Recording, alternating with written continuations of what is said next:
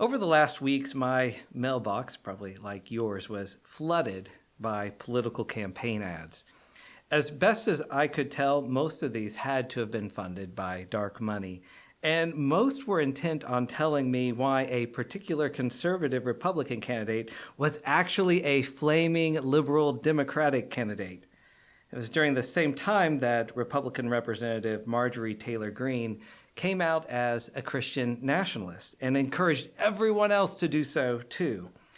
We need to be the party of nationalism, and I'm a Christian, and I say it proudly. We should be Christian nationalists, she proclaimed at an event in Florida, building on her previous remarks that Christian nationalism was nothing to be afraid of, and in fact, would offer us the solutions we needed to school shootings and sexual immorality. Taken together, these kinds of things demonstrate how fertile a field the United States has become for growing not only disinformation, but conspiracy theories. A conspiracy theory is characterized not just by some outlandish claim that cannot be substantiated, but by, in the words of the literature, the assumption that a group of people colludes together in secret to attain evil goals. It creates an in-group that's being attacked by an out-group, and it names enemies, usually dehumanizing them in the process. But any violence that is advocated for to oppose the out-group is justified because it's self-defense. It promises to protect the in-group and make them safe from these otherwise hidden and malicious threats. This phenomenon isn't new. It's not new to me, and I suspect it's not new to most of you. To give one example, I grew up in the 1980s in a Southern Baptist home, church, and community. But I wasn't exposed to creationism until my sophomore year of high school, and it was not at church. It was in my Advanced Placement Biology 2 class at a public school. Our teacher had announced that to avoid arguments about evolution, we were just going to be skipping that topic. You know, the topic that's essential to the understanding of biology. However, a few of the students saw it as an opportunity, and they brought creationist literature from home into the classroom. They talked about the literature during breaks, they loaned them out, and they encouraged us to go to events and book studies at their churches. Honestly, the most appealing draw was not even the books themselves, but that the students promoting these ideas happened to be a year older than me and people I looked up to. They were bright and clever. One of them had the hair that everyone was fascinated and jealous of at the school, and they were my mentors on the speech and debate team.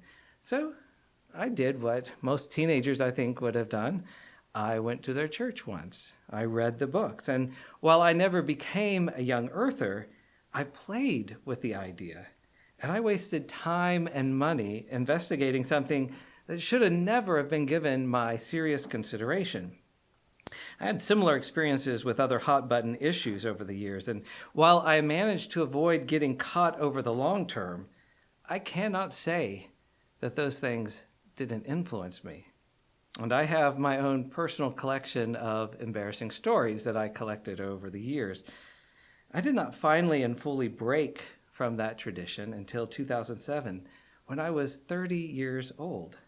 Looking back, that feels impossible, especially in contrast to how deep and wonderful my life has become. It's strange to remember how compelling and real some of those arguments and conspiracies felt to me back then. And that has inspired my curiosity. What was it that made me susceptible to those traps? And what enabled me to get free? By and large, we humans enjoy being right. We like to believe we have it all figured out. In general, it feels better to us if I'm right and you're wrong. We can also reinforce our beliefs, or we can comfort ourselves in our uncertainty by convincing others to share our views. Moreover, we tend to identify with those views and then defend them. And it feels embarrassing to realize we've fallen prey to a scam. We also like to belong. So we may embrace certain views, even conspiracy theories, as an expression of loyalty to our group. And those kinds of factors have pushed our evolution as a species in the direction of preserving cognitive biases. After all, in the survival of a species, adaptability is often prioritized over truth. In 2009, a team of researchers led by Marty Hazelton explored adaptive rationality, an evolutionary perspective on cognitive bias. They pointed out that while we often like to think of ourselves as uniquely gifted, in their words, with a propensity to uncover and strive for truth or some version of it, the reality is that natural selection may favor sacrificing costly truth-seeking in favor of fast approximations. This includes our social lives. The conviction, the study wrote, that one's own social group is somehow special or even better than other comparable groups, or the belief that one's current partner is the most amazing and irreplaceable person in the world, could lead the believer to behave in ways that might contribute to his or her social success. That's not very flattering, which becomes another reason that humans try to avoid looking at it honestly. I can notice these things looking back at my own childhood denomination, with our insistence on being the best and most faithful of all Christian traditions, a claim that doesn't make any sense at all except for within the confines of that tradition. Any evidence that pointed otherwise was a threat, and it was treated as such, which hurt people like me, but helped keep alive what would surely have been a failing denomination otherwise.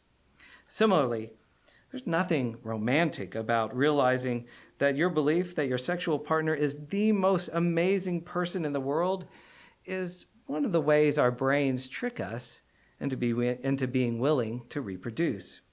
Realizing that may help us cultivate happier, healthier, longer-lasting relationships, but it can come as a shock to a society built around these romantic images. But that is part of the point. The capacity for these beliefs persists because, at least in some way, they have served some psychological purpose. Sometimes poor reasoning, fallible assumptions, and false beliefs are wrong about reality, but can still be right when it comes to evolutionary success. There are limits to this, and no organism or species can thrive while always making poor judgments or false inferences. But as Hazelton's team explained, this is quite different from claiming that the brain essentially strives for truth, as if it were evolutionarily optimized for arriving at truthful judgments and logical inference. That's something we have to decide to do. To better understand this, researchers have turned their attention to the role of cooperative alliances and hostile coalitions in human evolution. If you're familiar with humanity's negativity bias, you'll notice some similarities in this table from a 2018 study by Jan Willem van Prugen and Mark van Voet from their article, Conspiracy Theories, Evolved Functions and Psychological Mechanisms. In terms of human evolution, the cost of a false positive, to believe in a conspiracy that does not exist, is much lower than the cost of a false negative, to not believe in a conspiracy that turns out to be true. In the former, any of our conspiracy-loving ancestors were probably unhappier because they believed those conspiracy theories, but they managed to stay alive. But in the latter case, a failure to act on what turned out to be an actual threat could have easily resulted in death. Van Prugen and Van Voet explained that both the tendency to form cooperative alliances and the human ability to recognize when other people are forming an alliance that may be hostile to them has been a common human characteristic for over 2 million years. Quote, given the realistic dangers of hostile coalitions in an ancestral environment, along with the life-saving functionality of detecting conspiracies before they strike, conspiracy beliefs are likely to have been adaptive among ancient hunter-gatherers. In discussions about our human negativity bias, it's common to observe that evolution doesn't care if you're happy. When it comes to hostile coalitions and conspiracies, a similar idea could be expressed. Evolution doesn't care if you're right. In the end, truth often took a back seat to whatever helped an organism survive long enough to successfully reproduce. And that means we've inherited a terrible vulnerability to believe the outrageous, outlandish, and the dangerous, especially if we believe it will help our in-group succeed. As disturbing as all this may be, it also helps us make sense of some of the contradictions inside and around us. We humans love to think about ourselves as rational, all the while being susceptible to a host of irrational behaviors that sometimes confound even ourselves. And we like to think of ourselves as exceptions to the rule. Everyone else may be vulnerable to conspiracy theories, but not me. If you disagree with me, there's always a temptation for me to fall back to the assumption that your view is wrong because you thought it and I didn't. You can glimpse the convincing unlogic lurking here. I am a critical thinker. I believe this statement. Therefore, I arrived at this conclusion through critical thinking. Especially over the last decade, this tendency has repeated itself in conversations with and studies about conspiracy theorists. I've watched and listened to people as they toyed with believing or even aggressively defending the most outlandish and dangerous beliefs under the guise that they were actually employing critical thinking. They asserted that their belief in a conspiracy theory was the result of their own critical thinking. With ignorance armed with such overconfidence, those who went along with the scientific consensus were just sheeple, while the true defenders of rationality and liberty were those brave enough to embrace the conspiracy. In fact, if I brought evidence from a science or other experts into the conversation, they simply took that as confirmation of how the establishment was hiding the truth that they had discovered. In 2016, Jeroen Harabam and Stef Alpers conducted a study of similar phenomenon in the Netherlands. Their article is titled, "I'm Not a Conspiracy Theorist, Relational Identifications in the Dutch Conspiracy Milieu." They found that people tried to, quote, actively resist their stigmatization as conspiracy theorists by distinguishing themselves from the mainstream as critical free thinkers, and then attempt to reclaim rationality by applying the conspiracy theorist labels to others. I'm not, but you are. This all felt disturbingly familiar, and I realized it was eerily similar to my own experiences in conservative religious communities. The drift among evangelical Christians toward embracing conspiracy theories, for example, hasn't been hidden. This has been a very public strategy for decades, capitalizing on our biases so that they could amass a powerful empire of pseudoscientific institutions, think tanks, and true believers. You can see it in my experiences in that AP Biology 2 course. Students brought in books that were published by presses specifically created to print and distribute anti-evolutionary materials. They didn't get it printed through a university press. They didn't get it printed through an established publisher. It wasn't peer-reviewed. It was in-house because that's the only way they could get it to press. Their authors, like the creationist movement they belonged to, insisted that their views should be given the same weight and authority that peer-reviewed research was given. They further insisted that members of the scientific community were actively persecuting creationists in order to suppress the truth, and they were heroes to be brave enough to bring this into the light. Linking their anti-evolutionary teachings to their conservative theologies, they upped the stakes of rejecting their conspiratorial claims. The version I most often heard was that the reason scientists rejected creationist ideas was because they rejected God. The implication was that if I accepted the fact of evolution, I would also be rejecting God. If you've already accepted that kind of religious worldview, the math is very simple here. The risk of being wrong about evolution is inconsequential compared to the risk of being wrong about God.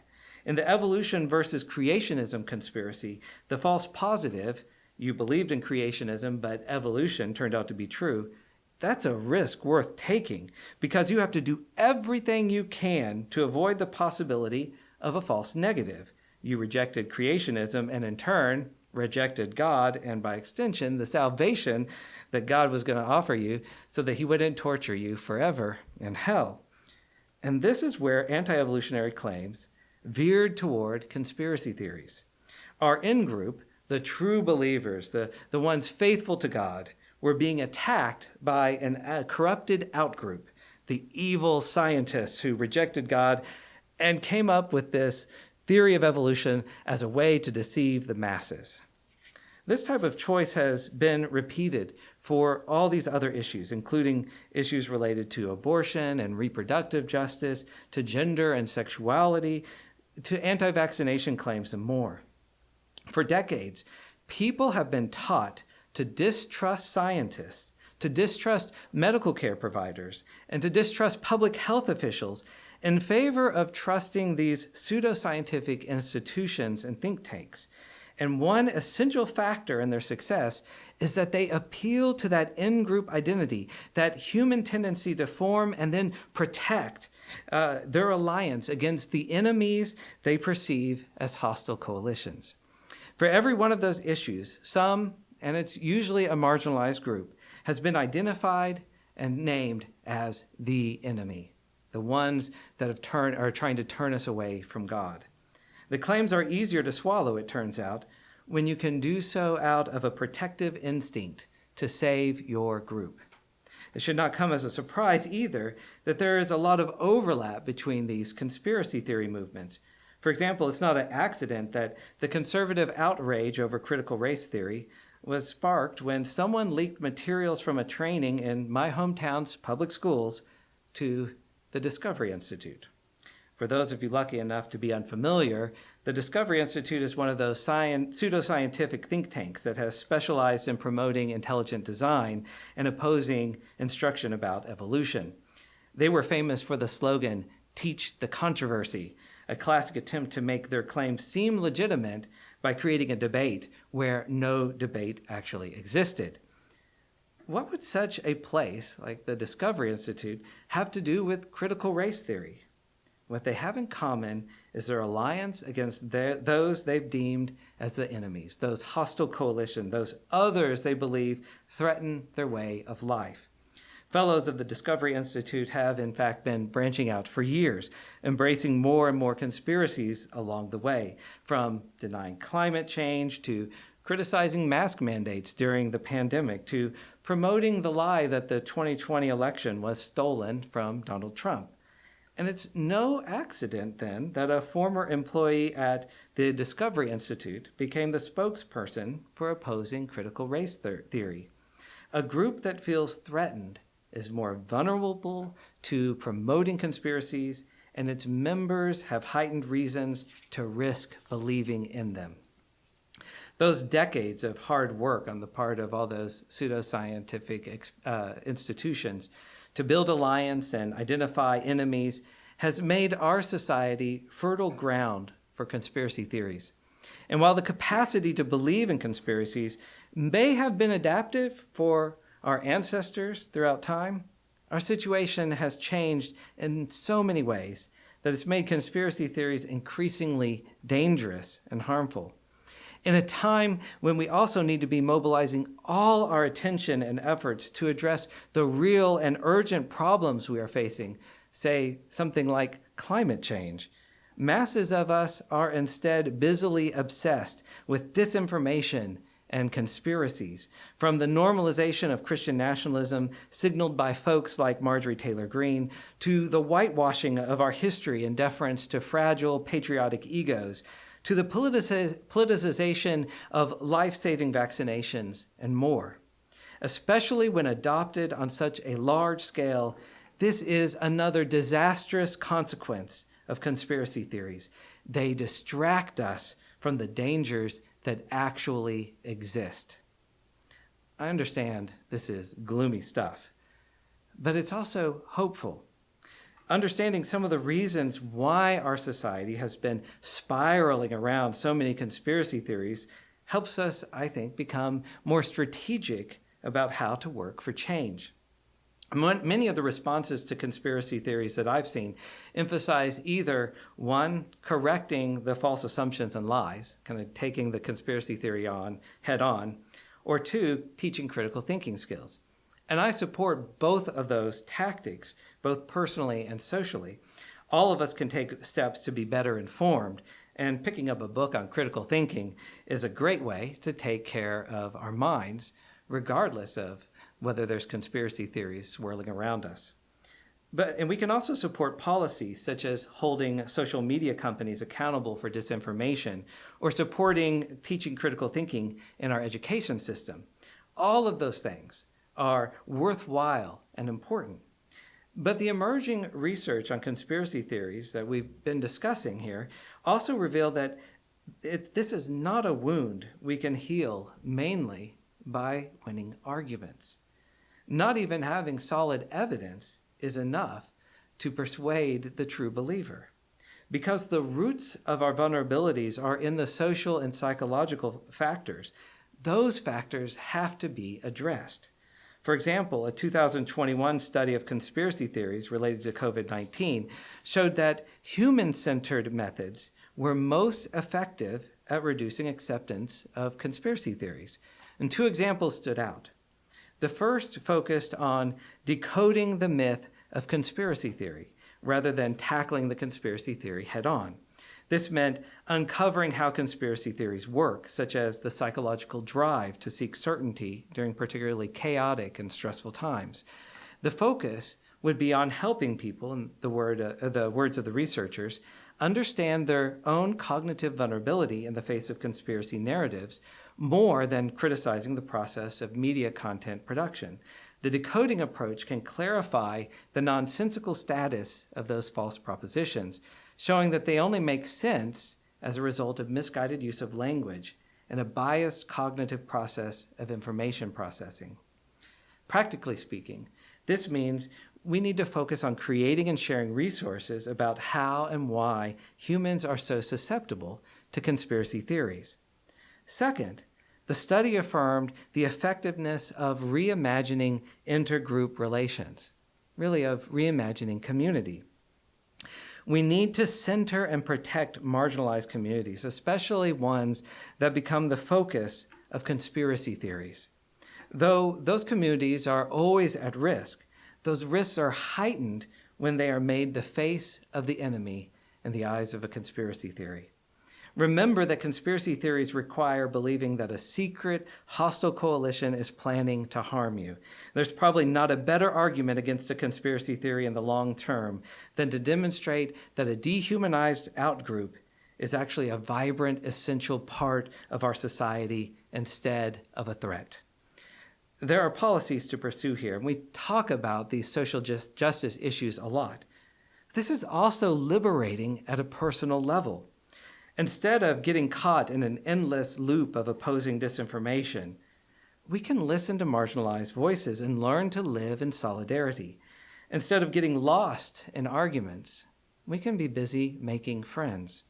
And instead of standing by helplessly while conspiracy theorists run amok, we can focus on those places where people need one another the most, at the margins, and cultivate the types of communities where not only are conspiracy theories less likely, but where we actually enjoy living. Thank you. Thank you for watching our videos. We are entirely dependent on the donations of our listeners and members. We hope that you find this content to be important enough to help us to keep offering these videos to the public at no charge by becoming a regular contributor. Please click on the donate button on our website at www.spfccc.org. Thank you for your support of progressive religious programming.